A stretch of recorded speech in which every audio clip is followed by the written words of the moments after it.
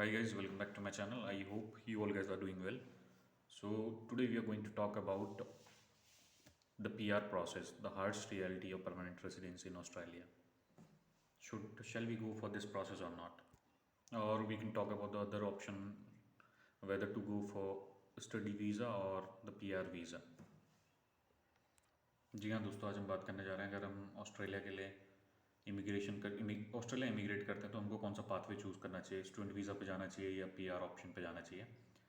अगर आप student visa पे जाते हैं तो आपके अलग एडवांटेजेस होते हैं और अगर आप पीआर पे जाते हैं तो उसका अलग पूरा सिनेरियो डिफरेंट हो जाता है। अगर आप पीआर के लिए इंडिया से अगर फाइल करते हैं और अदर कंट्री से फाइल करते हैं तो उसके लिए आपको एक रेलेवेंट एक्सपीरियंस होना चाहिए और अदर चेकलिस्ट भी होती है जिसमें आपको चेक करना होता है कि आपका एज के बेसिस पे आपको पॉइंट मिलते हैं, आपको इंग्लिश इंग्लिश जो आपका टेस्ट होता है उसके बेसिस पे आपको पॉइंट मिलते हैं।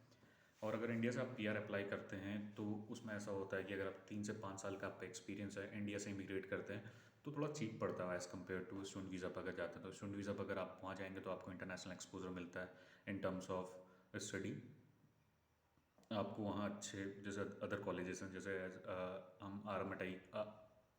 जैसे हम करेंगे RMIT, एक ऑर्गेनाइजेशन है उधर का, उसके बारे में बात कर सकते हैं। यूनिवर्सिटी ऑफ मेलबर्न है और डेकन यूनिवर्सिटी है, देयर आर अदर यूनिवर्सिटीज़।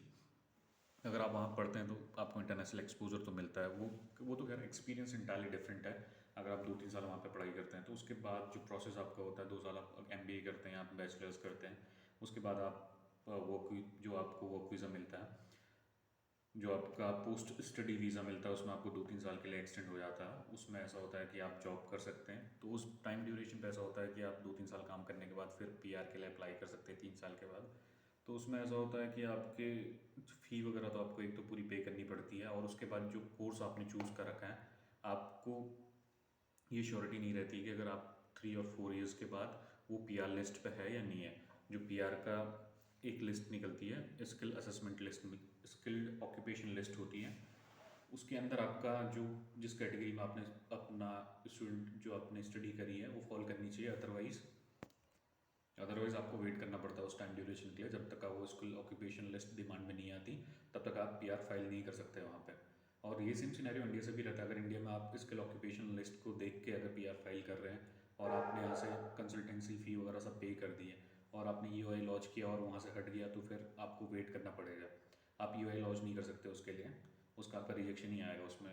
ये सीन होता है। इंडिया से भी ऐसा नहीं होता कि अगर आप PR फाइल कर रहे हैं तो आपको 3 मंथ्स 9 मंथ्स के अंदर आपका वीज़ा लगी जाए। आपको वेट भी करना पड़ता है। अगर आपका जो टेस्ट है, जो पॉइंट कैलकुलेशन सिस्टम होता है, अगर आपके पॉइंट 105 अलग अलग जो PR पॉइंट कैलकुलेटर डिफरेंट है, जिसके जितने ज़्यादा पॉइंट होते हैं उस बेसिस पर रैंकिंग होती है, जिसकी ज़्यादा जैसे कट ऑफ निकलती है हर बार में। जैसे अगर 190 के लिए कट ऑफ देखें तो अभी अभी गई है 65 पॉइंट गई है, पर इसमें जो प्रेफरेंस दे रहे हो हेल्थ केयर और टीचर्स, इन लोगों को प्रेफरेंस दे रहे हैं ज़्यादा हो as compare to other other occupation list mentioned for subclass 190।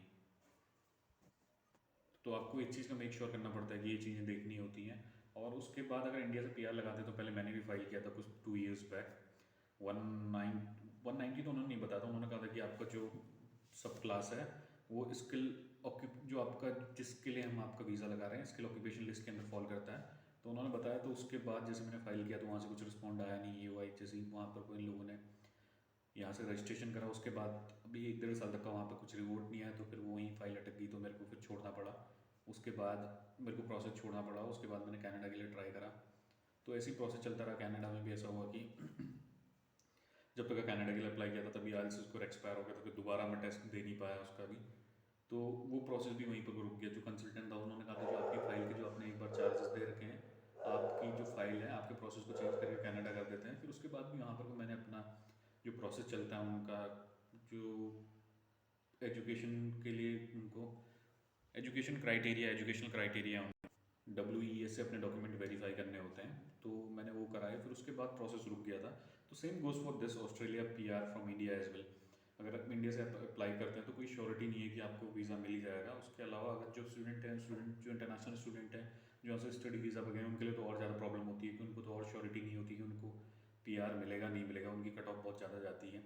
उनको भी वहाँ जाके अपना पूरा IELTS जो जो इंग्लिश प्रोफिशिएंसी टेस्ट होता है वो भी देना पड़ता है। उसके अलावा अदर अदर थिंग है, जैसे अगर वो लोग वहाँ से भी जैसे MBA नहीं चार के ले गए हैं, कुछ टाइम बाद 2 साल बाद जैसे उनकी स्टडी खत्म हो रही है तो HR ऑक्यूपेशन लिस्ट से हट गया तो उनको वेट करना पड़ेगा जब तक वो डिमांड पर वापस ना आए जो स्किल्ड ऑक्यूपेशन लिस्ट में। तो ये प्रोसेस होता है। अगर एक बार PR मिल जाता है फिर तो खैर बेनिफिट है ही। अगर इंडिया से भी आप PR फाइल करते हैं आपको PR मिल जाता है तो अदर बेनिफिट है। Quality of life is very good over there in Australia. Apart from that you usually get other benefit like medical coverage and you can sponsor your family members over there. So there are a number of benefits you get after getting this Australian PR, but मिलना बहुत मुश्किल है। Thank you guys.